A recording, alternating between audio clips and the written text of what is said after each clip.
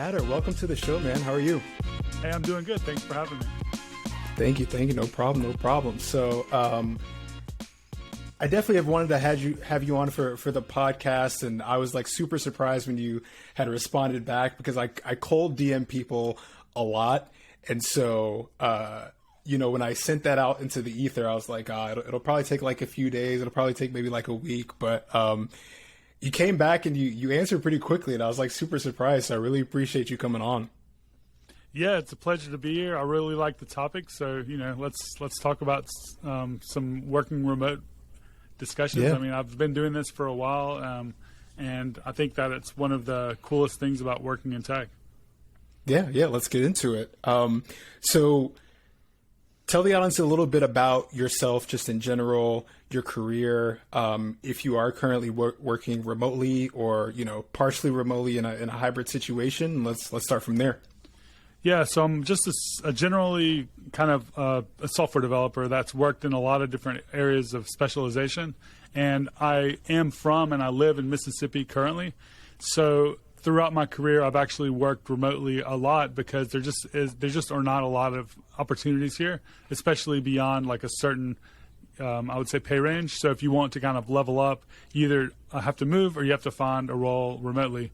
And I first got started in software development by creating a WordPress site and kind of getting started there, and built an e-commerce site that ended up doing good and kind of fell in love with coding and wanted to land my first job as a developer working for someone else. So I kind of started finding whoever was posting jobs, and I couldn't really find anything locally. I found an opportunity out in California, so I moved out there and lived there for about a year. And my first remote experience was when I moved back to Mississippi, and I was continuing to work remotely for one of those companies in California. And since then, I've worked at startups locally here in Mississippi, but I did that just for a few years, and then ultimately I went into consulting. So I was doing consulting from Mississippi, but all of my clients were all around the world, actually, some in the United States, some in Asia, some in Europe. And then I joined Amazon Web Services, and I was actually, I believe, their first remote employee on that specific team. And my team was in Seattle, and I was located in Mississippi, but I was doing developer advocacy, so I was traveling a lot. So it actually worked out better for me maybe than an engineer at that time. But like now, they actually have remote engineers as well. And then since working at AWS for a little over 3 years, I've now gone into the blockchain world where almost all companies are remote. So I have not really seen a ton of companies that just have like an office. Most companies are just completely distributed. So our team, for example, has engineers and people really just working all over the place, with maybe the main hub of Berlin where we have like more than 3 or 4 people. And then my previous company, we had 4 or 5 people in San Francisco, but there was no office per se. That's interesting. So the earlier kind of like positions that you've had were still very like remote enabled, right? You didn't really have any sort of like, frustrations about transitioning to remote or anything like that with those clients that were kind of, scattered all over. In terms of, if you think back to the very first like in-office job that you had and then going to the very first like remote job, were there any like big adjustments there that you had made, like lifestyle changes or anything that you had to make in order to kind of facilitate that remote work lifestyle? Well, I went from working 40 hours a week, just like a normal startup type of job in Mississippi, where we actually did have to come to work every day. And I started wanting to kind of like dip my toes into consulting, and I landed a really, really large consulting contract while I was actually working my full-time job. Large enough for me to just be able to quit. And at that point, I was like, okay, I need somewhere to work. So, some people work out of their house, but it wasn't ideal for me because I have kids and a wife, and we didn't just have a place maybe that I could feel like I could get work done. I was doing content creation as well, so I needed a place to kind of record and have my own space. So, yeah, right when I landed that contract and decided to go off on my own, I did go and just find like a small co-working type of office here, a few miles away from my home, and that was my like home base. But my first client was, well, I just had a handful of clients really, but my first big client, I guess you could say, was in Seattle. So I would go to Seattle quite often, and the nature of my business was that I would get a contract to do training. So I would kind of like show up into that company's offices, and I would spend 2 to 3 days with their engineering teams showing them how to build mobile applications. And then I would often get like a remote contracting gig after that with that team. So like I would teach them, and then they would buy like 20 or 30 hours a week from me while I was back at home. So I would kind of help them maybe build a prototype, or I would review their code before it was, merged into their repo, like pull requests and stuff. But yeah, I mean, it wasn't a big adjustment for me. I really, really actually liked it. Going from having to kind of be at a certain place at a certain time to really just being able to work whenever I felt like it, and as long as I got the work done, it was fine. So some days I wouldn't show up for work. Obviously, no one's gonna be there to say anything to me. Other days I would work 15 or 18 hours if I had a lot of work to do. So it's kind of just you just get the work that you need done, and that's all that matters. Yeah, the flexibility is nice, right? Like being able to really take more control of your time is like a really, really powerful thing when you start working remotely. So tell me, how did you manage your time wisely, right? Like having that freedom comes, great responsibility. There's that, cliche. So like, how did you, begin to start managing your time a little bit better? And how did you kind of get into that practice? Yeah, I mean, I think that for me, I have these moments where I can actually get just so much work done in a short period of time, but I also procrastinate a lot.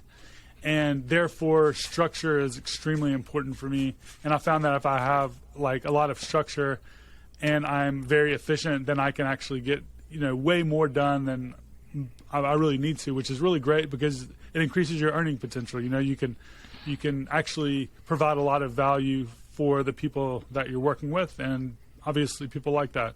So for me, the only way to actually accomplish that is to have everything on my calendar. And if it's on my calendar, I seem to get it done. But if it's not on my calendar, I don't get it done. So my first thing that I do, and this is probably normal for a lot of people, right? But for me, it was kind of a change because I was used to other people telling me what to do, but instead I had to kind of do this myself. I would just set up on my calendar exactly what's going to happen from like 8 a.m. until 6 p.m. So working out, eating lunch, reading, watching a video, educating myself, answering emails, like all that stuff is like literally booked on my calendar. And if it's not, then I'll end up not doing it or I'll just end up procrastinating and doing other stuff. Yeah, I'm the same exact way. I'll have stuff on my calendar and it's just, all right, knock it out, knock it out, knock it out, knock it out, get in bed. Oh crap, I forgot to, go for a walk, or I forgot to do this, or I forgot to do that. It's like, it's one of those things that's very, it can be draining, I think, to look at all that stuff. But then at the end of the day, I think for me, I still feel very accomplished once I get all of that done. But it's just trying to fit everything in can be really, really tough. So tell me a little bit about working in a distributed team, right?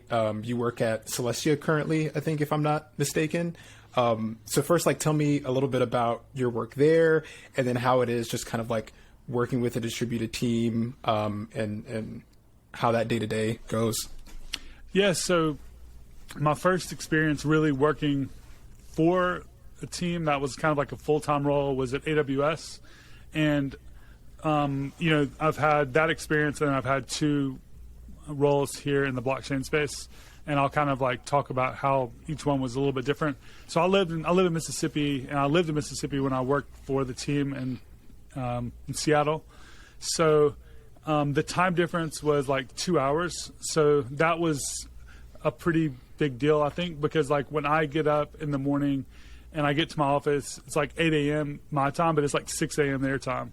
And often in Amazon, in the office, people don't really get in until 10.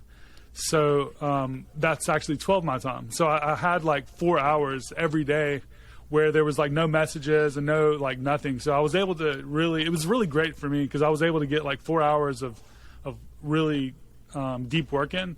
And then all the emails and messages would start coming in, and then I would do all that communication stuff. So that was really nice. Whereas now it's the complete opposite because my team is actually mostly in Europe. So when I get to work, everything's already happened, and I'm just trying to catch up. And then at the end of the day, that's when things calm down. So it's kind of like flipped on me a little bit. But I like working asynchronously. I don't like having a lot of meetings.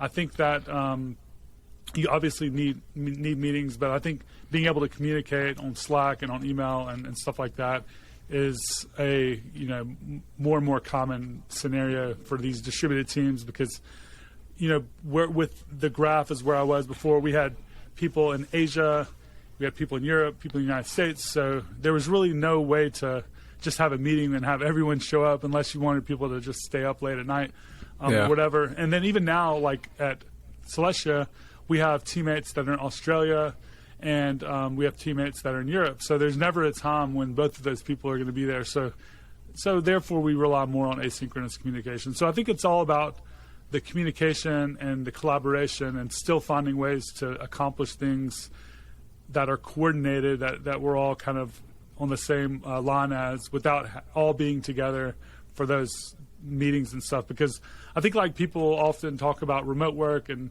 they talk about in-person work, and it's always this binary like thinking like, oh, remote work is great or remote work sucks.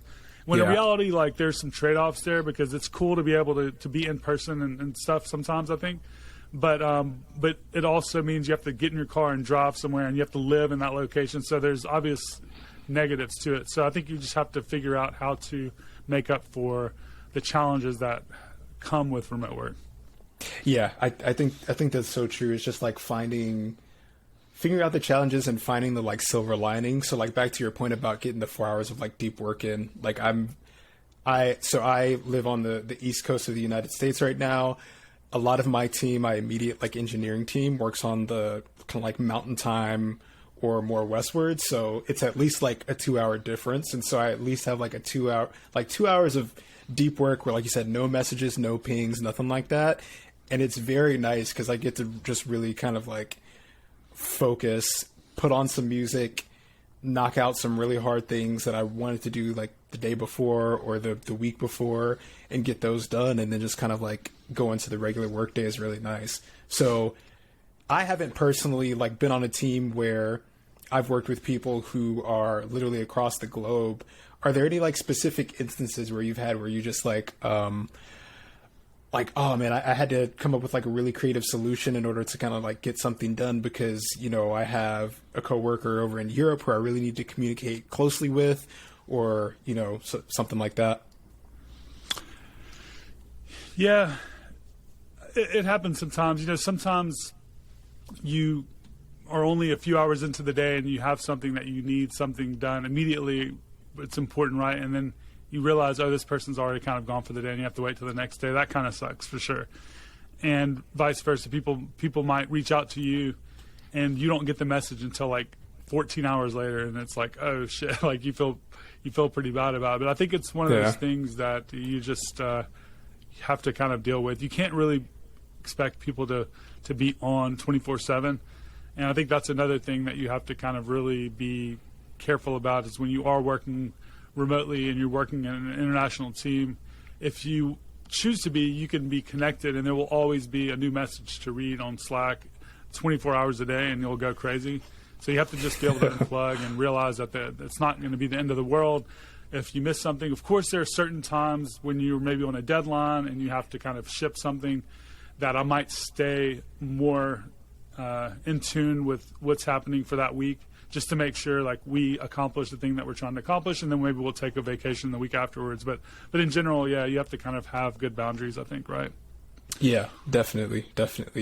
With your job at Celestia, I think developer relations position is something that is, I think, relatively new as a position in tech. And so can you walk me through a little bit about what your day-to-day is there? And, obviously you have, engagements outside of just like your everyday work day stuff. There's like content creation, there's, traveling for conferences, there's things like that. So can you walk me through a little bit of like your day-to-day, and then some of the kind of the offshoots of that, right? The things that kind of develop because of your role. Yeah, I think DevRel suits itself really well to remote work, not only because we're out there traveling and stuff, but if you have an engineering team and you're coordinating around a specific goal, you're often talking about things like on a very consistent basis during the day just to actually get to the finish line for the thing that you're doing. Whereas developer relations is more hands-off. You're just kind of having these goals, but they aren't so aligned with the product that they have to all be precisely like hand in hand throughout the whole process to ship that thing, right? So I think with developer relations, we're hitting the road a lot. We're traveling around anyway. So why should you live in that city if you are traveling that much? Also, if the team is releasing a new thing and they're like, oh, we want you to build documentation around it, you can kind of look at the resources that they give you and you can like kind of go in a silo on your own for a couple of days and just kind of like bang out something. And then if you need to ask some questions, it's asynchronous. It's the best way anyway. So yeah, I think DevRel has a lot of different things like that just suit it really well for remote work. And that's kind of why I think AWS gave me that opportunity for the first person on their team to be remote, because it was more well suited than almost any other role that they had, because most of the roles that they had were product or engineering, where people were kind of working towards, all together towards like a goal. And this was before COVID. So, you had less remote work and stuff back then. Yeah. Interesting. Yeah. It's interesting to see like the change that's been happening with, I think, DevRel just in general. Like I saw it go from like, mainly just writing a lot of like really cool technical documentation and like really helping alongside that. And then kind of like the addition of the content creation and the going to conferences and really like meeting developers like where they are essentially. And I found that to be super, super interesting. I think this is just for like personal curiosity, but like during COVID, when you did you have to travel at all for any of your DevRel stuff? And like, how did that work out for you? I'm sure that must have been a little bit weird at first. Yeah, so I was working for AWS when COVID started. I had been there for a little over 2 years at that point, and at the time I was doing 1 to 2 events per month almost, and it abruptly came to a complete halt. Just like everyone, we just didn't travel for like a year, and it was actually really nice just being at home and not traveling. Even though like at first traveling was just so cool, it kind of got a little old when you're hitting the road like that often. And then, a year goes by, year and a half maybe, and you start seeing these events and stuff start slowly coming back. And yeah, it was a big change that we went from in-person events to remote events. So there was a lot of these virtual events where you would still show up and you would still give a talk and you would still have like a 2-day conference where people would get together and chat. Instead of in person, it would be through Discord or Slack or something like that.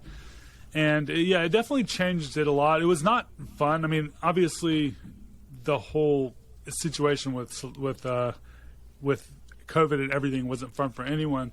But yeah, going from being a social like type of role where you're out and about and stuff to completely the opposite, where you're kind of like just sitting by yourself in an office, wasn't that fun. And I think like if you are working remotely, one of the things that you don't often get is that sense of just camaraderie with people that you might want to hang out with and have things in common. And in Mississippi, there aren't a lot of tech people, so I would get that from traveling and go to these conferences. Maybe if I was in Seattle or San Francisco or Austin, maybe I would have tech meetups I could go to once in a while to meet those people. But like, if you're just sitting in your home working every day, some people may be completely cool with that, and that's cool. But I think a lot of people do enjoy at least once in a while being around other people. And whether that's their coworkers or not, is one thing or another. But thankfully, things are starting to obviously get a lot back to normal these days. Yeah, things are starting to pick back up, and events are popping up all over the place. For me personally, I'm super excited about RailsConf that's coming to Atlanta next year. So I'm really pumped to go to that. I didn't know they were doing that in Atlanta, huh? Yeah, so I think they did it in Seattle this year, or no, it was Portland. Sorry, I think it was Portland, and so they had posted that they're doing it in Atlanta next year. So I'm pretty pumped for that. Hopefully I can get tickets for that. So super excited Are you for that. familiar with Render ATL? Yes, I am. So funny story. I was supposed to be a speaker at the at Render for the Web3 portion of it. But I had some family things that came up, and so I wasn't able to do it. But hopefully, because there are a lot of like speakers that talk about like React on like the JavaScript side. But hey, if any of the organizers that are watching want to do some Rails stuff, some Ruby stuff, let me know. That's what I'm into. I love Ruby on Rails. That's what I do for my main job. But yeah, love Render. I'm kind of familiar with a few of the folks that organize that meetup. So yeah, it'd be nice to definitely do it. I'm planning going in 2023, so maybe we'll see each other. Yeah, for sure. Yeah, I love living in Atlanta because like those types of things happen here pretty often, and Render is like one of those places that I really want to go to. Well, I have some rapid fire questions for you. Are you ready? Okay, let's go. Yeah, let's do it. Most useful thing in your home office? Most useful thing in my home office, my standing desk. Sweet. Most recent purchase you made for your home office? This microphone. Nice. Sure. I've been thinking about getting one of those. I have a Yeti right now, and it's been serving me well for the most part. Before this call, you were like, "Yeah, your mic sounds good." So I was like, "Oh, maybe I shouldn't. Maybe I don't." Yeah, need to I had upgrade. the Yeti for like 5 years, and I upgraded only because I didn't really feel like I needed to, but I was like, I've had this in 5 years. I'm just going to buy a new one, and I don't even know if it's that much better. I'm like a year and a half into using mine right now, so I probably should wait a while. I think I should wait a while now. So what should be the first thing someone buys for their home office, in your opinion? I really, really like my standing desk. It just gives me a lot of, I don't know, movement, obviously, because like I'm not sitting down, but I'm not standing up all the time. I get to sit down and stand up. It's kind of nice. So I like that a lot. The variation's nice. They don't have like the most stylish standing desks, or at least the ones that I've found, but I mean they're functional. You don't really need the style as much, I guess. Yeah. What's the best part about working from home for you?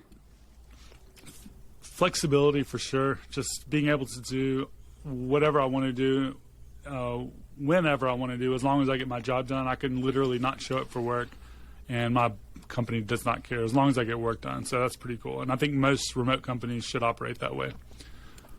Yeah, here. Well, Nader, thank you so much, man. You have a good one. Thanks, Wellington. I appreciate you having me, and we'll see you in Atlanta maybe. Yes, sir.